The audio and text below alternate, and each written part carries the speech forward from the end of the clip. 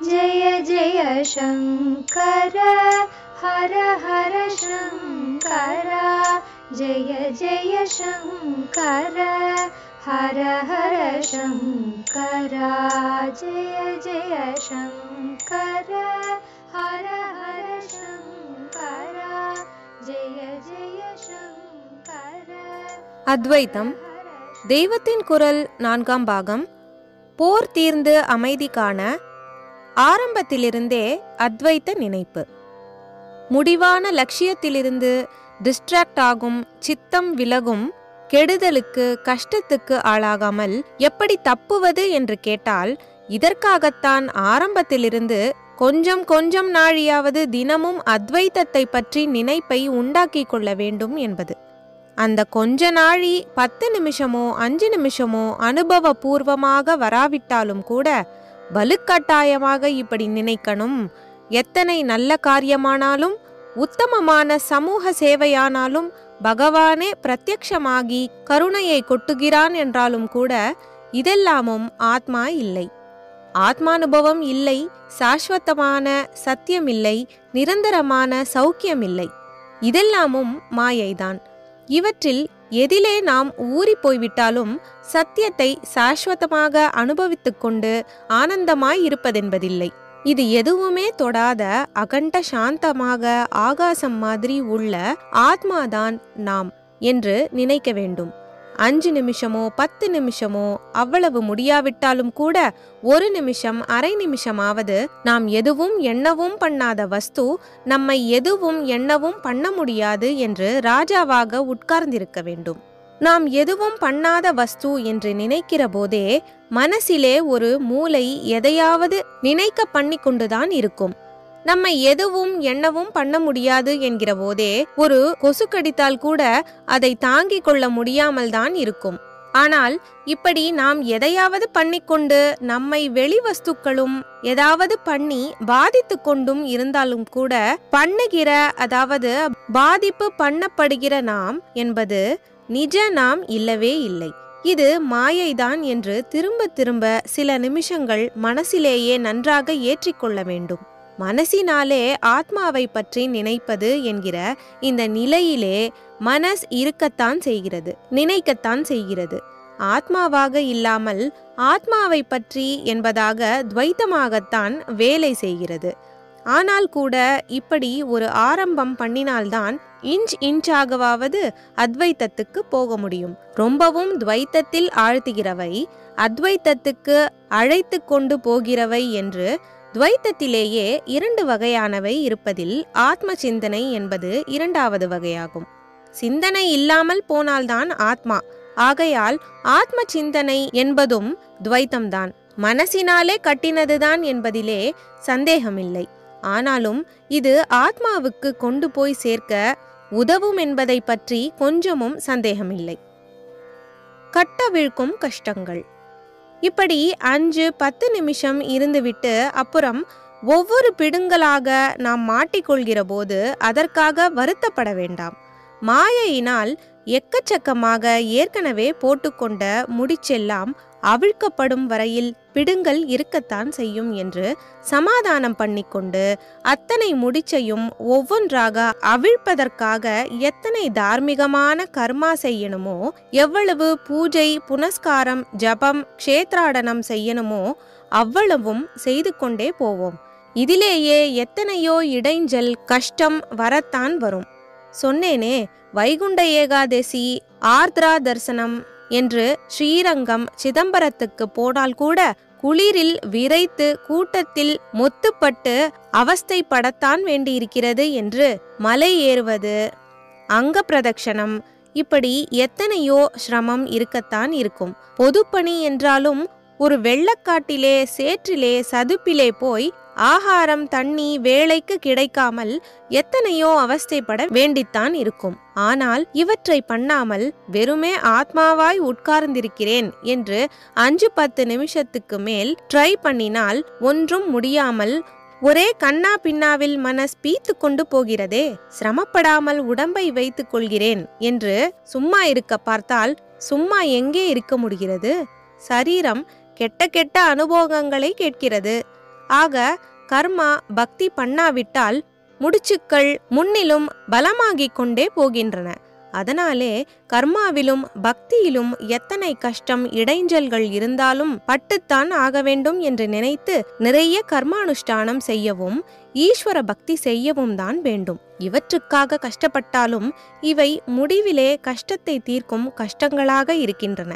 இவை கர்மாக்கட்டை அவிழ்ப்பதற்காக பட வேண்டியவை வியாதி கஷ்டத்தை தீர்த்து கொள்வதற்காகவே ஊசி போட்டு கொள்வது, ஆபரேஷன் செய்து கொள்வது முதலான கஷ்டங்களை பட வேண்டியிருக்கிற மாதிரிதான் இது. இதை படமாட்டேன் என்றால் அப்போது சும்மா அத்வைதமாகவும் இருக்க முடியாமல் இதற்கும் வராமல் இருப்பதால் வேறே காரியம் ஈஸ்வர பக்திக்கு பதில் வேறே வஸ்துக்களிடம் பற்று வைப்பது என்றுதான் போய் அதில் இதைவிட ஜாஸ்தி கஷ்டங்களை வரவழைத்து கொண்டு கர்மா மூட்டையை மேலும் பெருசாக்கிக் கொள்வதாகவே ஆகும்.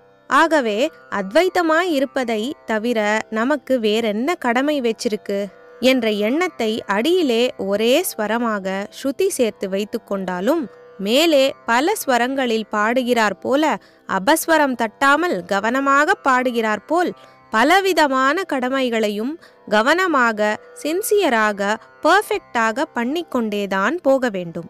இல்லாவிட்டால் ஸ்ருதியோடேயே சேராத அபஸ்வர களஞ்சியமாக வேறே எதுவோ செய்வதாகத்தான் இருக்குமே தவிர சாந்தமாக மௌனமாக ஆகிவிடாது. சப்த பிரம்மம் நாத பிரம்மம் என்று அனுசந்தானம் பண்ணிக்கொண்டு போனால் அதுவே மௌனத்தில் இழைத்து விடுகிறார் போல சாஸ்திரிய காரியங்கள் காரியமில்லாத நிலையிலேயே முடிவில் இழைத்துவிடும். சகுணோபாசனை நிர்குணத்தில் இழைத்துவிடும். என்ன காரியம் கடமை பண்ணினாலும் பாரத்தை அவன் தலையிலே போட்டுவிட வேண்டும். பட்டுக்கொள்ளாமல் ஆனாலும் பர்ஃபெக்டாக பண்ண வேண்டும். இதுதான் நிஷ்காமிய கர்மா. அவன் தலையில் போடுவது என்பதுதான் பக்தி. அப்புறம் அவனுடைய தலையிலே போட எந்த பாரமும் இல்லாமல் ஜீவனுடைய கர்ம சுமை முழுவதும் தீர்ந்து போய்விடும். தான் எதுவும் பண்ணாதவன் தன்னை எதுவும் எண்ணவும் பண்ண முடியாது என்ற நிலைக்கு ஜீவன் வாஸ்தவமாகவே போய்விடுவான். சுமை தெரியாமலே காரியம் செய்வது. அப்புறம் இவனுக்கு பாரம் தெரியாமலே ஈஸ்வரன் இவன் மூலமாக லோகக்ஷேமத்துக்காக அநேக காரியங்களை செய்தாலும் செய்விக்கலாம். ஜனகர் ராஜ்யபாரம் வகித்தது கூட இப்படித்தான். ஆனால் அவருக்கு அது பாரமாகவோ தாம் அதை வகிப்பதாகவோ எண்ணம் இருந்தே இருக்காது. தூக்கத்தில் பால் குடிக்கிற குழந்தை என்று சொன்னார் போல காரியம் செய்வதாக தெரியாமலே செய்கிற உத்தம நிலை அது. இப்போது நமக்கு கொஞ்சமும் எட்டாத நிலை. தூங்காமல் தூங்கி சுகம் பெறுவதற்காலம் என்று பத்ரகிரியாரை போன்ற பரம வைராகியசாலிகளே குறிப்பிடுவதான கர்த்தா உணர்ச்சி இல்லாமலே காரியம் செய்வதான அந்த நிலை நமக்கு ரொம்பவும் தள்ளி எக்காலத்திலோ ஏற்பட்டால்தான் உண்டு.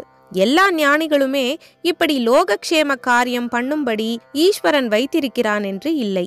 லோகத்தின் கண்ணுக்கே தெரியாமல் எங்கேயோ மலையிலே குகையிலே தன்னை மறந்து கண்மூடி நிர்விகல்ப சமாதியில் இருந்து கொண்டிருப்பவர்களாகவும் ஞானிகள் இருக்கலாம்.